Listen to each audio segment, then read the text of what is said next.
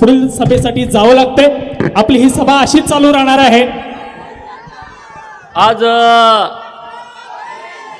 विधानसभेच्या निवडणुकीच्या प्रचाराच्या निमित्त उदय सामंत साहेब आले, त्यांच्यासाठी सगळे उभा राहून त्यांना धन्यवाद द्या।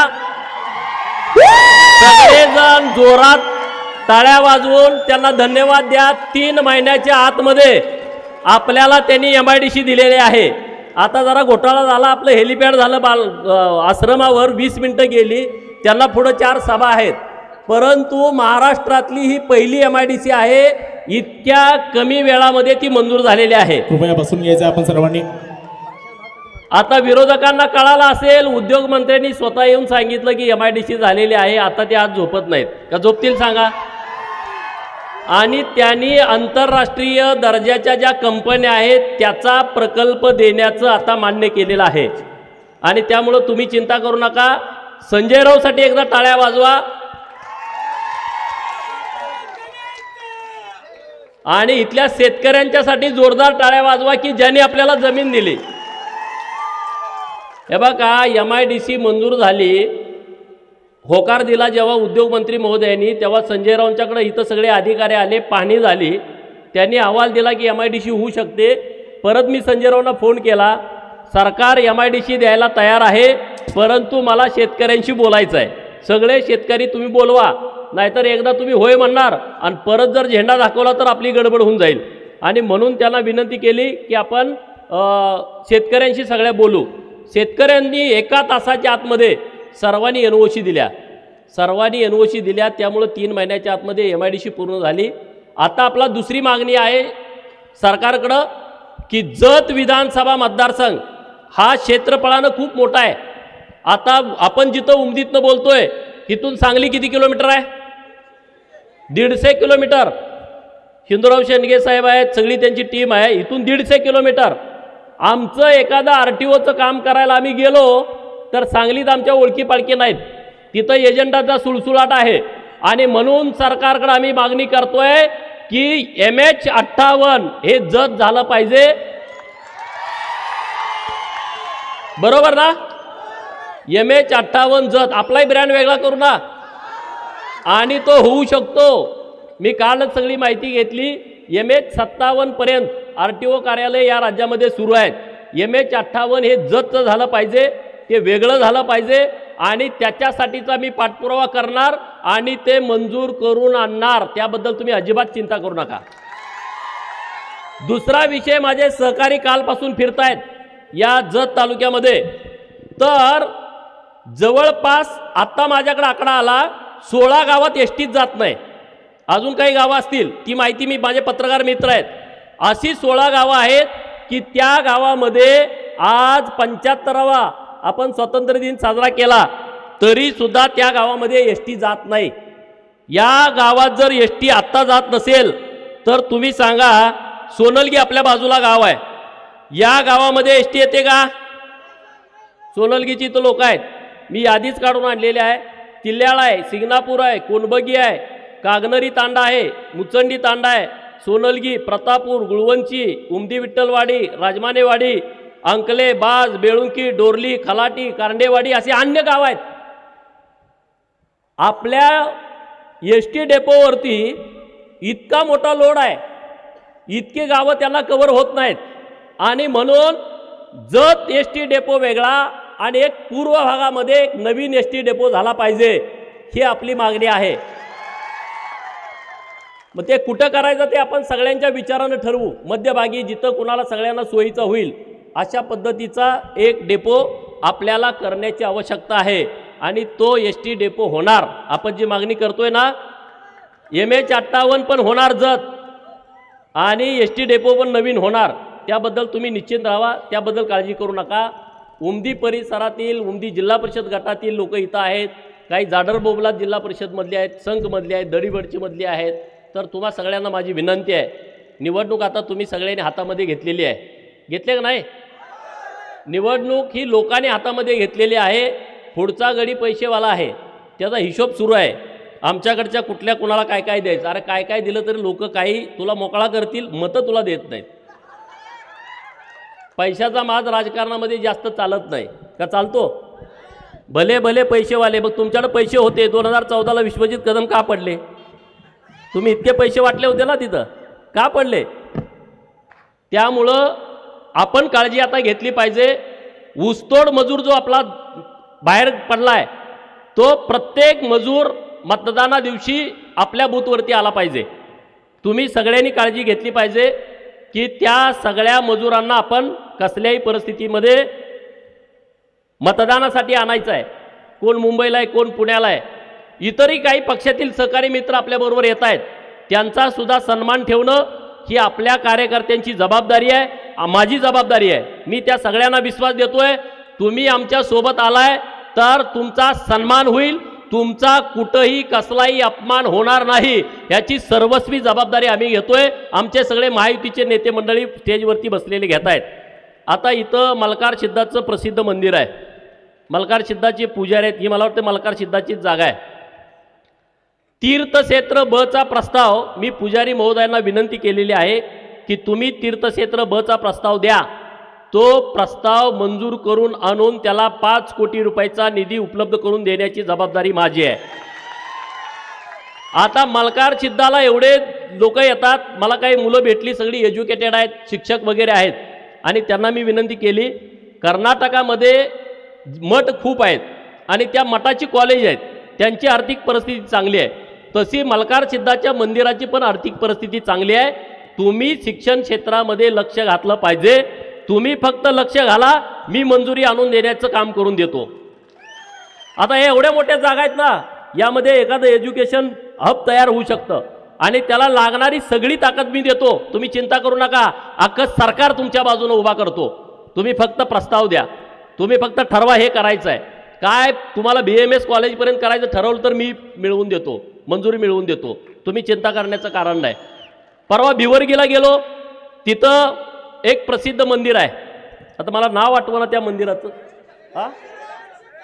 बेळण सिद्ध, मला वाटतं मल्हार सिद्धाचं आणि त्यांचं नातं आहे, वडील आहेत ते पण मंदिर खूप प्रसिद्ध आहे. आपल्या जत तालुक्यामध्ये गुड्डापूरचं दानम्मा देवीचं मंदिर 5 कोटी रुपयाचा निधी आपण उपलब्ध करून दिला. तत्पूर्वी 10 लाख रुपये सुद्धा निधी कुठल्या आमदारांनी तिथं दिलेला नाही.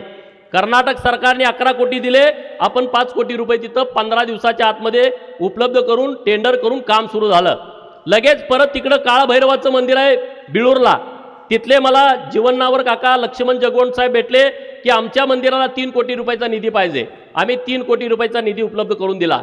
परवा मी उमराणीला गेलो, आप्पासाहेब नामत काका आमच्या भाजपाचे नेते आहेत, ते काय बोलले की दानम्मा देवीचं हे जन्मस्थळ आहे उमराणी, आणि म्हणून मी त्यांना शब्द दिला की तुम्ही सुद्धा प्रस्ताव द्या, तीर्थक्षेत्र ब मध्ये आपण हे मंदिर आणू आणि तिथं सुद्धा 5 कोटी रुपयाचा निधी आपण उपलब्ध करून देऊ. तुम्ही म्हणाल एवढा निधी द्यायला तू काय मंत्री आहेस का? मी मंत्री नाही, पण मी मंत्र्यांच्याकडून निधी आणू शकतो. मी जे शब्द तुम्हाला देतोय ना ते सगळे शब्द पुरे करणार. परवा वळसंगची मीटिंग झाली, वळसंगच्या तिथं एक दानम्मा देवी संगतीर्थ मंदिर आहे, तिथं तर लाखो लोक येतात आणि ते फॉरेस्टमध्ये आहे. मी तिथल्या सगळ्या लोकांना शब्द दिला, ती फॉरेस्टमध्ये जमीन आहे, तर पहिल्यांदा फॉरेस्टमधून जमीन देवस्थानसाठी आम्ही मिळवून घेऊ आणि मग त्याचा प्रस्ताव सादर करू. बनाळीमध्ये मी गेलो, बनाळीमधल्या लोकांनी म्हणलं की आम्हाला काही निधीच नाही. मी माझ्याकडे 30 लाख रुपयाचा निधी होता, तात्काळ दिला, त्यांचा तीर्थक्षेत्र बचा प्रस्ताव त्यांनी दिलेला आहे. मी का सांगतोय हे? राज्य सरकारच्या योजना आहेत. 2200 मंदिरांना, किती 2200 मंदिरांना आपल्या सरकारनं पुण्यश्लोक अहिल्यादेवी होळकर तीर्थक्षेत्र विकास आराखडा मंजूर केला आहे महाराष्ट्रातल्या 2200 मंदिरांना. आणि त्यामध्ये आपली मंदिरं पाहिजेत ना, एवढी पुरातन मंदिरं आहेत, लाखो लोक इथे येत आहेत. का नाही इथल्या आमदारांनी प्रस्ताव केले? का नाही तुम्हाला प्रस्ताव करण्यासाठी प्रवृत्त केलं? इतका मोठा निधी येणं बाकी होता, 5-5 कोटी रुपये निधी, मोठी कामं होऊन जातात. मी खलाटीला गेलो होतो काल, तिथं लखाबाईचं मंदिर आहे, लाखो लोक तिथे येतात, जायला रस्ता नाही, जायला रस्ता नाही. हे सगळे जे विषय आहेत ते विषय आपल्याला मिटवायचे आहेत. नुसती आमदारकी मिरवायला नसते, नुसती आमदारकी मुर्मीकरणाचे रस्ते करून पैसे खायला नसते, नुसती आमदारकी दिखावापणा नसतो, त्या आमदारकीतून काम व्हायला पाहिजे मित्रांनो. आता उदय सामंत साहेब इतक्या गडबडीत गेले, आमच्या सहकारी मित्रांचा सगळ्या प्रवेश होता, मी तुमची माफी मागतो. आता आणि परत मंत्री येणार आहेत, त्यांच्या उपस्थित कार्यक्रम घेऊ. तुम्ही म्हणा असं का झालं? करू ना. हां, आमचे सहकारी मित्र आज आपल्याला साथ देण्यासाठी भाजपामध्ये प्रवेश करतायत. भारतीय पार्टीबरोबर जनता पार्टीबरोबर येण्याचा त्यांनी निर्णय घेतलेला आहे. मी त्यांना पार्टीच्या वतीनं इतकंच आश्वस्त करतो, तुमच्या गावामध्ये जी कामं आहेत, तुम्ही लोकांना शब्द दिलाय किंवा माझ्या विधानसभेसाठी लोकांना शब्द देणार आहात, तो शब्द पूर्ण करून देण्याची जबाबदारी आम्ही सगळे पार्टीचे लोक घेतोय आणि तशा पद्धतीनं आम्ही तुम्हाला त्याचा उत्तर निश्चितपणे देऊ. आता बरेच सगळे भागातून मंडळी आलेले आहेत. विस्तारित मैशाळ योजनेचं काम सुरू आहे आणि ते काम पूर्ण होण्याच्यासाठी अधिकाऱ्यांच्याकडे पाठपुरावा करणं, तिथल्या कॉन्ट्रॅक्टरकडे पाठपुरावा करणं, पैशाचा तर सगळा विषय मिटलेला आहे. ते सगळे विषय आपण व्यवस्थितपणे मार्गी लावून देऊ. आता जातीवाद गोपीचंद करतोय असा एक सुरू आहे. आमच्या मतदारसंघामध्ये जातीवाद नव्हता आणि गोपीचंद आल्यामुळं जातीवाद सुरू झालाय असं काय काय पुढारी म्हणतायत. तुम्हाला मतं दिली आमच्या लोकांनी तेव्हा जातीवाद नव्हता, बरोबर? तुम्हाला मतं देऊन एवढ्या वेळा आमदार करतोय, झडपीला पाठवतोय, मार्केट कमिटीला पाठवतोय, जिल्हा बँकेला पाठवतोय, आमचा पोरगा कोणी उभा राहत नाही तेव्हा आमचा जातीवाद नाही. लोकसभेला कोणी संजय काकाला, कोणी विशाल पाटलांना मतं दिली तेव्हा आमचा जातीवाद नाही. अरे मग आम्ही उभा राहिलं का जातीवाद सुरू होतोय? आणि लिंगायत आणि धनगरांचं पहिल्यांदा महाराष्ट्रातलं कॉम्बिनेशन जतमध्ये होतंय. या प्रस्थापितांचं लक्ष लागलंय, प्रस्थापितांचं लक्ष लागलंय. अरे हे गणित फार मोठं मांडलंय. मी तुम्हाला सांगतोय हे गणित तुम्ही यशस्वी करा. महाराष्ट्रामध्ये कशा पद्धतीनं राजकारण लिंगायत धनगरांच्या कॉम्बिनेशनचं होतंय हे मी तुम्हाला दाखवून देतो, हे मी तुम्हाला दाखवून देतो. तुम्ही ते सिरियसली बघा. आता म्हणे गोपीचंदला पाडायचा, लिंगायत समाजाच्या मतामध्ये विभागणी करायची. अरे लिंगायत समाज हुशार आहे, त्यांना राजकारण चांगल्या पद्धतीनं कळतंय आणि मला इथं उभा करायला कोण भाग पाडलं? धनगर समाजाची माणसं माझ्याबरोबर तर आहेत 100%, पण मला इथं उमेदवारी करायला भाग पाडलं डॉक्टर रवींद्र आरळींनी. मला इथं उमेदवारी भाग करायला भाग पाडलं संजय तेलींनी, नंतर सुभाष गोब्बी, चंद्रशेखर गोब्बी, आप्पासाहेब नामत काका, नंतर इकडं आपले माळीसाहेब माडग्याळचे, इकडं बेंडोळगीचे चेअरमन आपले बोरामणी चेअरमन, तिकडं आरके पाटील त्यांची मुलं, जीवनावर काका, लक्ष्मणराव जगगोंड, तिथं रमेश बिरादार सर आहेत. अरे किती मंडळ आहेत. माझ्या डोक्यात ही आरळी साहेबांनी ह्यांनी घातलं. 8-10 वेळा माझ्याकडे ही मंडळी आली, म्हणले तुम्ही उभा राहायला लागतंय. म्हणजे मी काय असाच येऊन इथं उभा राहिलो नाही मित्रांनो. आज जे गणित जुळायला लागलंय ना ते तुम्ही व्यवस्थितपणे राजकारण समजून घ्या. आपल्या मतामध्ये विभागणी करण्याचा प्रयत्न काही लोक जाणीवपूर्वक करतायत, तर तो प्रयत्न होता कामा नये. गावाच्या गावं एक झालेली आहेत. 80% मतदान करणार असं गावात गेल्यानंतर लोक बोलतायत. मी परवा बन्नाळीला गेलतो जिल्हा परिषद गटामध्ये, म्हणले बन्नाळी गटात तुम्हाला कमी आहे. आता सुनील भाई इथं आहेत, त्यांनी दौरा लावला होता. सगळी टोटल मराठा समाजाची गाव, तुम्हाला तर माहीत आहे, तुमच्या येळवीत मी आलो होतो. हां काय परिस्थिती सांगा. आम्ही काय कोणाला पैसे दिले का जेवण दिलं काय नाही. लोक उत्स्फूर्त आमच्या बाजूने उभे आहेत. बनाळी गटामध्ये प्रत्येक गावामधला दौरा यशस्वी झाला. 60%च्या पुढं मतदान देतो असं लोकांनी सांगितलंय. गरीब मराठा समाज ताकदीनं आमच्यासोबत उभा आहे. त्यामुळं जातीपातीच्या राजकारणाला मुठमाती देऊन विकासाचं राजकारण आपल्याला करायचं आहे. जत तालुक्यावरती जेवढा गेल्या 30-40 वर्षात अन्याय या प्रस्थापित पुढाऱ्यांनी केलाय, त्या प्रस्थापित पुढाऱ्यांना जतची ताकद आपल्याला दाखवून द्यायची आहे. दाखवणार ना? जिल्ह्याचं राजकारण जतमधनं झालं पाहिजे. जिल्हा परिषदचा अध्यक्ष ठरवण्याची क्षमता तुमच्यात आहे. आम्ही म्हणतोय आम्हाला सभापती पद द्या. आणि तुम्हाला जोडीला आमच्या खानापूर आटपाडीतल्या 2-4 सीटा तर आहेत ना. तुम्ही राजकारण तुमच्या हातामध्ये घेऊ शकता, इतकी ताकद जतमध्ये आहे. परंतु जतला नुसता मतदानासाठी नुसतं आपल्याला वापरून घेतलं आणि आपल्याला सोडून दिलंय. आपल्यावरती जेवढा अन्याय झाला आहे तेवढा 5 वर्षामध्ये भरून काढायचा आहे. किती वर्षामध्ये? एखाद्या क्रिकेट कुणाकुणाला आवडतं बोटवर करा. अरे बऱ्याच जणांना आवडतं. एखादी मॅच अशी असते की 1 बॉलमध्ये 6 रन काढायचे, बरोबर? अशा कितीतर मॅच झालेत, 1 बॉल आणि 6 रन पाहिजेत. मग आपण सारखं देवाचा दावा करतो, देवाचं नाव घेतो. आपण ज्याला मानतो त्या देवाला, बिरोबाला मानत असाल, सिद्धनाथाला मानत असाल, मलकार सिद्धाला मानत असाल, बाळूमामाला मानत असाल, ज्योतिबाला मानत असाल. आपण अरे बाबा देवा देवा देवा, आमच्या इथं आमचा जो खेळाडू खेळतोय त्याच्याकडून 1 सिक्स जाऊ दे. ते सोपं आहे, 1 बॉलमध्ये 6 मारणं. पण आपल्या पुढं असं अडचण आहे, 1 बॉल आहे 7 रन पाहिजेत. किती? जतच्या विकासाच्या बाबतीमध्ये आपल्याकडे एक बॉल आहे आणि 7 रन पाहिजेत. एक नो बॉल तर गेला पाहिजे, नाहीतर व्हाईट बॉल तर गेला पाहिजे, आणि मग आपल्याला 6 मारायचा आहे. आणि तो 6 आपण तुमच्या पाठिंब्यावरती मारणार आहे. आता आपण काय म्हणतोय, जयंतरावनं निधी पळवला, बरोबर ना? आता आराराबा आणि पतंगराव साहेब तर नाहीत, त्यांच्यावरती आपल्याला काय बोलायचं नाही. पण आता जयंतरावनी निधी पळवला, आपण सगळे म्हणतोय, तुम्हाला हे मान्य आहे का नाही? जयंतरावनं निधी पळवला हे तुम्हाला मान्य आहे का? मी तुम्हाला सांगतो, तुम्ही मला इथला आमदार करा. महाराष्ट्रामध्ये महायुतीचं सरकार येतंय, जयंतराव बोंबलला पाहिजे, माझा निधी जतला पळवला. बोंबलल की नाही?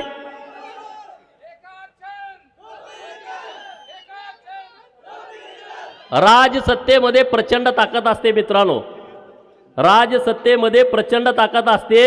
तुम्ही मला फक्त निवडून द्या, मी 100% बोंबलायला लावतो, 100% बोंबलायला लावतो. आणि तोपर्यंत बोंबलायला लावतो जोपर्यंत आपला बॅकलॉग भरत नाही. मग तुमचा निधी तुम्हाला, आमचा निधी आम्हाला. जोपर्यंत हिशोब बराबर होत नाही तोपर्यंत कॅल्क्युलेटरवर, बरोबर ना? तुम्ही चिंता करू नका. उमदी भागामध्ये एवढी मोठी MIDC होतीये, 540 हेक्टर तुम्ही जमीन दिली. कोण कोण शेतकरी तिथं हातवर करा.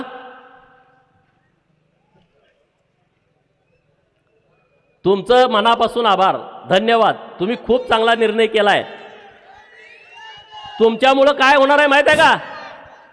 तुम्ही 50-60 शेतकऱ्यांनी एवढी जमीन दिली आहे. सांगलीची MIDC 166 हेक्टरमध्ये आहे. कुपवाड मिरज MIDC 166 हेक्टरमध्ये 400 कारखाने आहेत आणि 15,000 लोक काम करतायत. तुम्ही आता जमीन दिली आहे 560 हेक्टर, आणखी 240 हेक्टर तुम्ही जमीन देणार आहे. शेजारचे शेतकरी आम्हाला भेटतायत. म्हणजे झाली जमीन किती इंदुराव सर? 800 हेक्टर, म्हणजे 2000 एकर. सांगली मिरजच्या MIDCच्या 5 पट मोठी MIDC उमदीमध्ये होते. किती पट मोठी? आणि जे उद्योग देतात तेच मंत्री आता इथं आले होते ना. देवेंद्र फडणवीस साहेबांनी जतमध्ये शब्द काय दिला? एक इंटरनॅशनल कंपनीचं युनिट आम्ही उमदीला देतो. तुम्ही ऐकला ना? मग एक जर युनिट आलं तर 10,000 पोरं एका युनिटला कामाला लागतात. एका युनिटला बाकीची 40-50 हजार पोरं इतर तालुक्यातनं इथे येतील. MIDCतला विषय संपला. बाजूला राहण्यासाठी, जेवणाच्या खानावळी, इतर सगळं परिसरच बदलून जाईल. मी तुम्हाला स्वप्न दाखवत नाही, हे वास्तवात येणार आहे. आणि मी सगळ्या उद्योजकांना शब्द देणार आहे, इतर MIDCमध्ये तुम्हाला त्रास होतोय, हॅरॅसमेंट होते, खंडणी मागते, उमदीच्या MIDCमध्ये तुम्ही या. तुम्हाला कुणी तुमच्या केसाला धक्का लावणार नाही. आम्ही तुम्हाला प्रोटेक्शन देऊ. तुम्ही फक्त इथं बिझनेस तुमचा सुरू करा आणि आमच्या लोकांच्या हाताला काम द्या. एवढाच आमचा स्वार्थ आहे. आम्हाला दुसरं काही भानगडी करायची गरज नाही. आणि अनेक MIDCतले कारखाने बाहेर पडले, तिथल्या पुढाऱ्यांनी त्यांना त्रास दिलाय. अनेक MIDCतले कारखाने बंद पडले की तिथल्या अनेक गुंडांनी त्यांना हप्ते मागितलेले आहेत. दर महिन्याला देणं शक्य नाही. आणि मी तुमच्या सगळ्यांच्या साक्षीनं सांगतोय, आपल्याला त्यांना प्रोटेक्शन दिल्याच्या नंतर या सगळ्या परिसराचं नंदनवन होणार आहे. परिसराचं नंदनवन होणार आहे. आणि तुम्ही काळजी करू नका. उमदी आता सगळीकडे चर्चेला आहे का नाही सांगा? उमदी MIDC, जत विधानसभा, अख्ख्या महाराष्ट्रात जतकडं सगळ्याचं लक्ष लागलंय की नाही? जे काय 10-12 मतदारसंघ असतील त्यामध्ये हा मतदारसंघ आलाय की नाही? चर्चेत आता नंबर 1ला आहे. प्रचाराचा नारळ जतमधलं फुटला. भाजपच्या प्रचाराचा नारळ जतमधलं फुटला, याचा तुम्हाला अभिमान वाटतोय की नाही?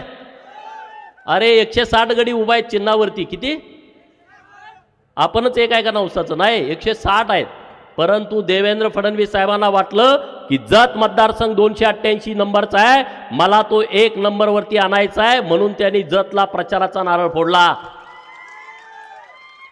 विकासाच्या बाबतीमध्ये सुद्धा जत नंबर 1ला येणार आहे. चिंता करू नका, काळजी करू नका. व्यासपीठावरचे सगळे नेते मंडळी ताकदीनं, एकजुटीनं, एक दिलानं सगळेजण मेहनत घेत आहेत. तुम्ही सगळे मेहनत घेत आहेत. बूथवरचे कार्यकर्ते मेहनत घेत आहेत. इतर पक्षामध्ये असणारे सुद्धा शरीरानं तिकडं आहेत, मनानं सगळे आपल्या बाजून आहेत. मी काय लोकांना चेक करायला लावतोय. मी एक काँग्रेसच्या कार्यकर्त्याला काल पाठवलं, म्हणलं जे काँग्रेसचे तिकडं काम करते त्यांना जाऊन भेट. त्यांना म्हण की इथनं आपण अजिबात ताकदीनं काम करायचं. ते हळूच म्हणते तुम्ही कशाला असलं करताय राव. त्याला समजून सांगायला लागलेत तुम्ही असलं सांगू नका, गुपचूप तुम्ही सुद्धा दणका द्या. ते ज्या लोकांना सांगायला मी पाठवलं होतं ती लोक त्यांना सांगतायत. आता त्यांच्याकडे एकच विषय राहिलाय, पैसा. मला एक जणांना काल निरोप दिला, त्यांनी यादी काढल्या कुणाला किती द्यायचं, कुणाला काय करायचं, भाजपमधल्या आमच्या सगळ्या पक्षातल्या लोकांना कसं फोडायचं. अरे आमची लोक विचारावरती प्रेरित होऊन काम करतायत. पैशासाठी काम करणारे कार्यकर्ते भाजपामध्ये नाही आहेत, पैशासाठी काम करणारे महायुतीमध्ये नाहीत.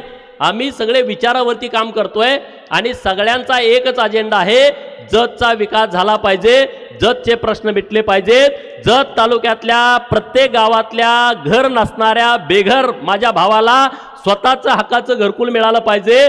घरकुल नसेल, त्याला जागा नसेल तर जागा घ्यायला सरकारचे पैसे मिळाले पाहिजेत. प्रत्येक भगिनीला सरकारच्या योजना पोचल्या पाहिजेत. हे आमचं ध्येय आहे. आता आमचे संकपाळ साहेब, आमचे एसटीचे सगळे कर्मचारी सगळे भेटले सकाळी आणि त्यांनी एक आयडिया मला दिली. काय आयडिया दिली की 12वी पर्यंत मुलींच्यासाठी मोफत पास आहे आणि तो ग्रॅज्युएटपर्यंत झाला पाहिजे. खूप चांगली तुमची सूचना आहे आणि मी तुम्हाला विश्वासानं सांगतो, आता एसटी आपल्यासाठी काय मास्टरकीच आहे, तुम्ही त्याची चिंता करू नका. महाराष्ट्रातल्या मुलींच्यासाठी ग्रॅज्युएटपर्यंत शिक्षण घेणाऱ्या मुलींना पास मोफत झाला पाहिजे. यासाठी 25 तारखेला आमचं सरकार आल्यानंतर, मुख्यमंत्री पदाची सरकारची शपथ झाल्यानंतर मी पहिल्यांदा त्यांच्याकडे जाणार आणि हा मुलींच्यासाठी निर्णय करून घेणार म्हणजे घेणार. तुम्ही अजिबात चिंता करू नका. शेतकऱ्यांच्यासाठी तर इतके निर्णय घेतलेत. हे बघा, इथं कोण आहे का असा मंडपात की ज्याला केंद्र आणि राज्य सरकारची कुठलीच योजना मिळाली नाही, असं कोण आहे का? हातवर करा. कोणीच नाही. एक तर कोविडची लस तर आपण सगळ्यांनी घेतल्या. तुम्ही म्हणाल आमदार आहे तुम्ही पण सगळा लाभ घेताय का? मी सगळा लाभ घेत नाही. आमची आई शिकली नाही तरी आई खात्यावरती पैसे आले का म्हणते अरे खात्यावर पैसे आलेत काढायचं का नाही? नाही म्हणलं मी ते परत पाठवायचे आहेत. मग ते हात लावत नाही तिथं. मी आमदार आहे, मी नाही घेतला पाहिजे कुठला सरकारचा निधी, बरोबर की नाही?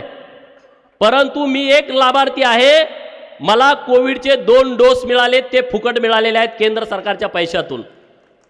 माझा जीव वाचलाय म्हणजे मी लाभार्थी आहे का नाही? मग हे सोनिया गांधीजींना पण 2 डोस दिलेत, हे राहुल गांधीजींना पण 2 डोस दिलेत, शरद पवारांना 3 डोस दिलेत, 2 डोस आणि 1 बूस्टर डोस. तरी सुद्धा ते म्हणतंय केंद्र सरकार काही काम करत नाही. ते फोटो तुम्ही बघितला नाही साहेबाचा इंजेक्शन मारतानाचा? हा, म्हणजे तुम्ही भाजपच्या केंद्र सरकारचे लाभार्थी आहे मित्रांनो, प्रत्येक माणूस आहे. आता इथं वीज बिल माफ कोणाकोणाला झाला हातवर करा बघा. अरे काँग्रेसवाल्यांचं पण झालंय, त्या शेतकऱ्यांनी खरं तर विचार करायला पाहिजे. शरद पवारांच्या राष्ट्रवादीत काम करणाऱ्या शेतकऱ्यांनी पण विचार करायला पाहिजे. वीज बिल माफी कधीच होणार नाही असे काँग्रेस राष्ट्रवादीवाले म्हणत होते. राष्ट्रवादीवाले म्हणजे शपचे, इकडं अपचे आपल्यासोबत आहेत, तर कधीच होणार नाही असं म्हणत होते. आता झालं नाही, तुम्हाला आलं का नाही बिल नील म्हणून? थकबाकी 0 महिन्याचं लाईट बिल 0 7.5 HP पर्यंत. 3 HP मोटारी कोणाकोणाच्या आहेत? 5च्या आणि 7.5च्या कोणाकोणाच्या आहेत? आणि 10च्या कोणाच्या आहेत? तुम्ही हात घ्या. 10चे HP 10 HP तेव्हा 3 गडी आहेत. हे जरा सावकार गडी आहेत. अख्ख्या मंडपात तुम्ही 3घच आहे. तुम्ही जरा प्रगतशील बागायतदार आहात. तर साहेबांना विनंती करतो 10चं बी गडी काय काय राहिलेत त्यांच्यासाठी पण योजना आणली पाहिजे. बरं, का निर्णय घेतला? 1 वर्षाच्या आतमध्ये सोलरवरती आणतंय सरकार. आपलं सरकार ज्या योजना आणतंय ना, अत्यंत हुशारीनं आणतंय. एवढा बोजा सरकारवर पडत नाही. जेवढी सबसिडी देत होती ना, आता 16,000 कोटी रुपये द्यायला लागतात एक्स्ट्रा सरकारला.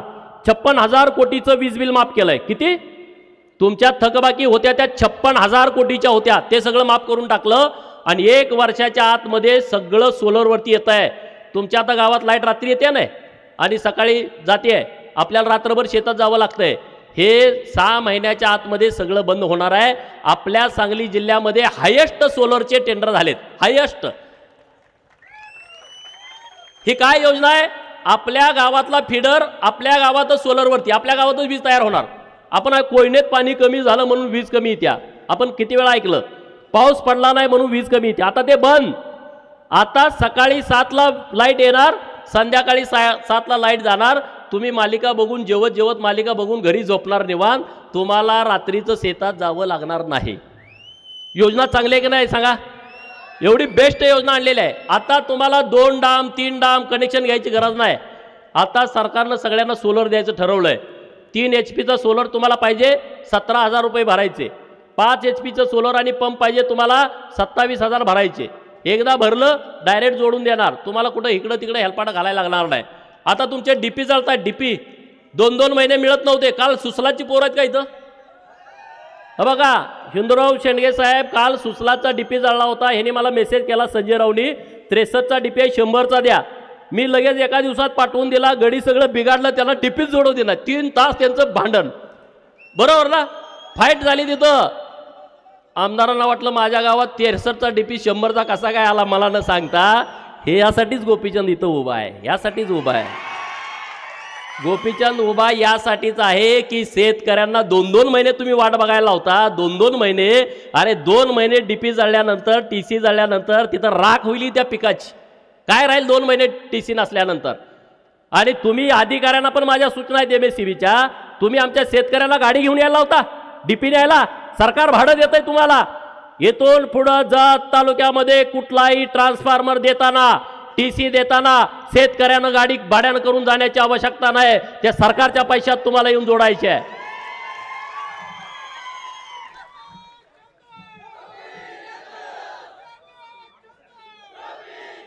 रेशन कार्ड काढायला 5,000. मी तहसीलदार साहेबांना सांगितलं इकडे येताना तुम्ही जतला या, एजंट बंद झाले पाहिजेत.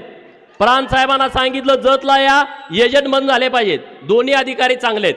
समजा आता इलेक्शन लागलंय पण पुढच्या महिन्यामध्ये जत तहसील कार्यालयामध्ये जो एजंट असेल त्याला तिथं थारा मिळणार नाही. गरिबाचं काम डायरेक्ट झालं पाहिजे. आणि रेशन कार्डाची तुम्ही यादी काढून ठेवा. कुणाला कुठली कुठली कार्ड पाहिजेत त्यांना घरी आणून वाटायला लावतो.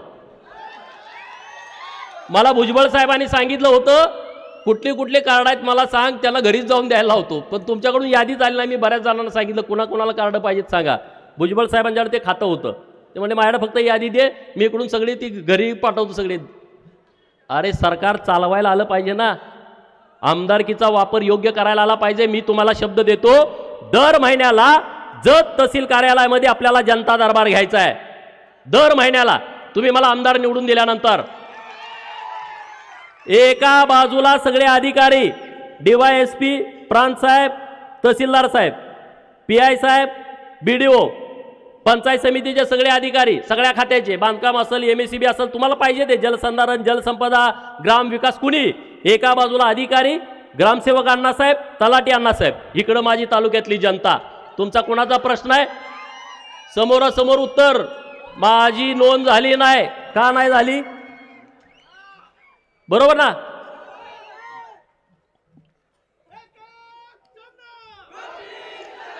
जर आमदार तुमच्या पुढं 11 ते संध्याकाळी शेवटचा माणूस जाईपर्यंत बसला, कुणाची हिंमत होईल का तुम्हाला पैसे मागायची?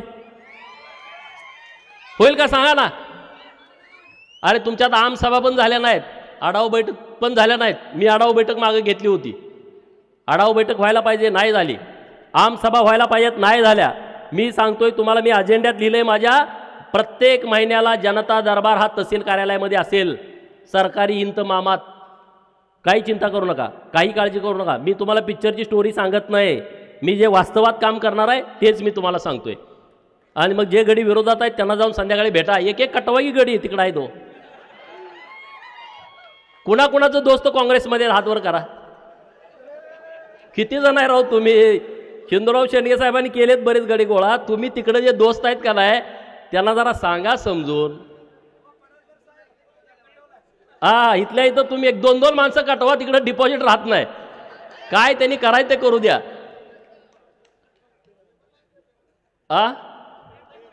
कुठं पण असतील त्यांना इकडे घेऊन या, कारण मत वाया घालवू नका मित्रांनो. माझं जरा लीड वाढवलं तर माझी कॉलर जरा टाईट होईल व मुंबईमध्ये.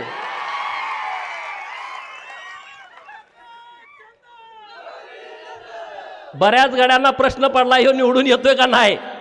त्यांना इथं एवढं रान फाटलेलं वर माहीत नाही. बरोबर ना. एवढं रान फाटलेलं त्यांना माहीत नाही.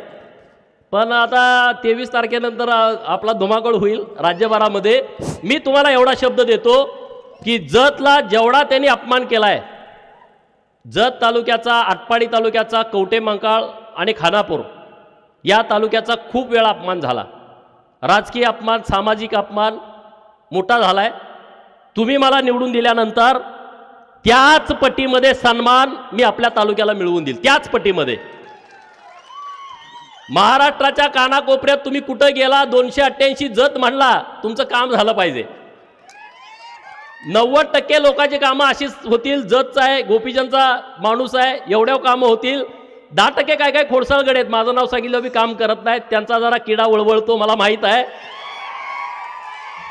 कुणाचा वळवळतो हे मला माहीत आहे. त्यांना दुरुस्त करणं मी करतो, त्याची चिंता तुम्ही करू नका. तो आहे मी आहे, मी कुठं जात नाही अजून 30 वर्ष. महाराष्ट्राच्या राजकारणामध्ये मी 30 वर्ष असणार आहे, बरोबर ना. आता मी 42 आहे, तर अजून 20-25 वर्ष तर काम करायला काय अडचण आहे. मला काय अजून कुठला त्रास नाही, काय काळजी करू नका. त्यामुळं जो नडतोय ना मुद्दामून, हा त्याचं कारण असेल, आम्ही कायद्यात आहे नाही ते सांगतोय, तर मग ठीक आहे ना. पण कायद्यात असताना सुद्धा जो त्रास देतोय तर त्याला सरळा करावाच लागतो. आता माझे एसटीचे कर्मचारी इथं आले, त्यांना विचारा, त्यांच्या आयुष्यामध्ये सगळ्यात जास्त पगारवाढ आपण केलेली आहे, सगळ्यात जास्त. पहिल्यांदा असं घडलंय, पहिल्यांदा असं घडलं. बैलगाडा शर्यतवाले कोण आहेत का इथं? बघा, माझे पत्रकार मित्र आहेत इथं. बैलगाडा शर्यतवाले मालक सगळ्या आमदारांना भेटले होते, 288 आणि विधान परिषदेच्या सगळ्या आमदारांना. ते म्हणायचे आंदोलन करा, रस्ता रोको करा. ते माझ्याकडे आले, 200-300 आले होते. मी त्यांचं ऐकून घेतलं व्यवस्थित. ते म्हणले राव बैलगाड्याची शर्यत बंद आहे आणि मग ती चालू करायला पाहिजे. मग मी म्हणलं तुम्ही काय काय केलं? आम्ही रस्ता रोको केलं, आम्ही मोर्चा केला, आम्ही मेळावे केले, आम्ही जेलबरो केलं, आम्ही सगळं केलं, उपोषण केलं. कोण दाद देणार? बरं ठीक आहे म्हटलं, मला जरा मी सगळी डिटेल माहिती घेतो आणि आपण एक आंदोलन करू. परत दुसऱ्यांना मी त्यांना बोलवलं, तोपर्यंत मी डिटेल माहिती घेतली. डिटेल माहिती काय होती? 39 लाख देशी गोवंशाची बैल कत्तलखान्याला गेली होती. किती? 39 लाख बैल. मग त्यांना मी सांगितलं आपण एक आंदोलन करू. कुठलं आंदोलन? बैलगाड्याची शर्यतच भरवू, हेच आपलं आंदोलन. बैलगाड्याची शर्यत भरवली. 8 दिवस अख्ख्या राज्यभर देशभर चर्चा झाली. 8व्या दिवशी बैलगाड्याची शर्यत चालू झाली. झाली का नाही? 8व्या दिवशी बैलगाड्याची शर्यत चालू. त्याचा फायदा काय झाला? आज गावागावामध्ये बैलगाड्याच्या शर्यती सुरू आहेत. बैलगाड्यावरती तिथं चिरमुरे विकणारे, फुटाणे विकणारे, मेवा विकणारे, गुलाल विकणारे, कासरं विकणारे, व्यसन विकणारे, नंतर तिथं वडापाववाले, आपल्या भुईमुगाच्या शेंगा विकणारे, ज्यूस विकणारे, सरबत विकणारे, ऊसाचा, किती लोक त्याच्यावरती अवलंबून आहेत बघा ना. एक कुटुंब नुसत्या शेतकऱ्याचं नाही, त्याला रिलेटेड सगळी लोक आता आणायला लागली, बरोबर की नाही.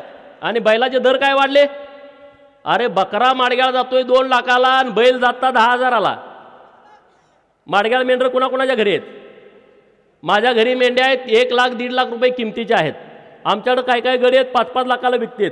बकरं एवढ्याला जात होतं आणि बैल जात होता 10,000ला. आता मला आनंद या गोष्टीचा आहे, माझ्याच गावातला एक पोरगा आहे दत्ता पाटील पंच, इथलं ते इकडं मित्र आहेत त्यांचे. मी मुंबईमध्ये मंत्रालयात होतो. रवी चव्हाण साहेब मंत्री महोदयांचा एक मित्र आहे संदीप माळी, ते मला भेटले. ते मला म्हणले अहो तुमच्या गावाल्याला सांगा की मला बैल देणार. मी म्हटलं काय झालं सांगतो की मी पण जरा. त्यात काय म्हटलं बैल द्यायचा आहे नुसता. मी म्हटलं सांगतो फोन करून. अहो म्हणला मी 50 लाखाला बैल मागतोय आणि तो 75 लाख रुपये म्हणतोय. मागच्या महिन्यातली गोष्ट आहे. 50 लाखाला मी बैल मागतोय आणि तो 75 लाख म्हणतोय. अरे फॉर्च्युनर गाडीची किंमत 53 लाख आहे आणि माझ्या बैलाची किंमत आहे 75 लाख रुपये. हे आंदोलन आम्ही केलं, हे आंदोलन आम्ही केलं. विरोधक म्हणतो ह्यांचं काहीतरी जास्त. अरे आम्ही हे काम करतो. महेदादा लांडगे भेटले मला परवा. सलगरमधला त्यांना एक बैल पाहिजे होता. तो काय असा पळणारा बैल नव्हता. त्यांच्याकडे काळा बैल आहे तसा सेम बैल ह्यांच्याकडे होता. आता त्याची किंमत इथं 1 लाख असेल, ते म्हणले 5 लाख देतो तरी पण हे गडी देणार. ते म्हणले अहो त्याला सांगायचं समजून. म्हणजे किती बदल झालाय आपल्या शेतकऱ्यांच्या जीवनामध्ये सांगा ना, एका बैलगाडी शर्यत चालू होण्यामुळं. आणि म्हणून आता माझी सरकारकडे मागणी आहे, महाराष्ट्र केसरी कुस्तीची जशी स्पर्धा असते तशी बैलगाड्याची महाराष्ट्र केसरीची स्पर्धा झाली पाहिजे महाराष्ट्रामध्ये. तालुक्यात झाली पाहिजे, परत जिल्ह्यात झाली पाहिजे, परत विभागीय, परत महाराष्ट्राची. होऊ द्या ना, देऊ द्या दणका. शेतकऱ्याच्या घरात जाऊ दे, 1-1.5 कोटी रुपये काय बक्षीस सरकारला बोलते. आणि ही मागणी आपण आता सरकारकडे लावून धरू, नुसती लावून धरू नाही, ती सरकारकडून मान्य करून घेऊ. गावातल्या लोकांच्यासाठी आपल्याला करायचं आहे काम. बोलण्यासारखे बरेच विषय आहेत. आमचे जे सगळे सरपंच मंडळी आहेत त्यांनी व्यासपीठावरती यावं, त्यांचा आम्ही सन्मान करावा. आपल्या मान्यवर लोकांनी या सगळेवर. सर शेठ एक खूप महत्वाचं काम आहे. एक गरीब लिंगायत समाजाचा गरीब शेतकरी आहे तो तुमच्याकडे, तो तुम्हाला